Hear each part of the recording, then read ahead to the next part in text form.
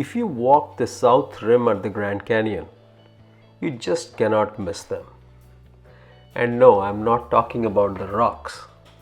It's the junipers, standing there resolutely, sometimes bent, sometimes straight, clinging onto the rocks.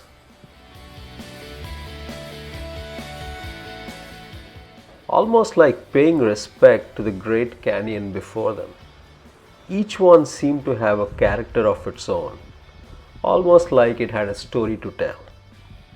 I took a lot of pictures, and even after coming back home, they stayed etched in my memory, almost pulling at me, calling to be seen, to be painted.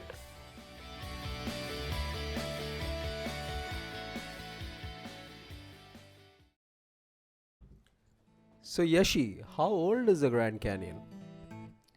The oldest rocks exposed in the canyon are like 1,840 million years old. The canyon itself is like geologically young, having been carved in the last 6 million years. 6 million years young, huh? You remember I told you about this park ranger I met, and she explained to me the way the Grand Canyon was formed. Do you remember that? Yes, the history of the canyon can be abbreviated into DUDE: deposition, uplift, downcutting, and erosion. The deposition was by ancient oceans.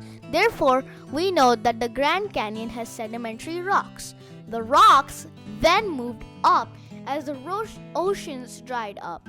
Then the Colorado River came from an ancient lake and cut through what is now the canyon. That is the downcutting. And then wind erosion did the rest of the job.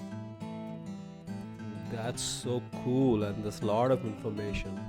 Now, this time when we went to the South Rim and we took that walk, rim walk, did you have fun? Yes, I had a lot of fun. I just remember seeing the South Rim and walking by. One good memory I had was after I'd walked the South Rim, we went to a place called Bright Angel Lodge. I had ice cream there. Do you remember the flavor? Of course I remembered. Chocolate, my favorite flavor. I also remember enough of the South Rim's landscape that I can make it into a VR in my mind. I just remembered the vivid colors blending in, the sedimentary rocks, no fence, I was just walking. I also remember watching the Nat Geo movie in the Welcome Center. I learned that natives used to live there. They're called the Havasupai people. Yeah, and they still live there.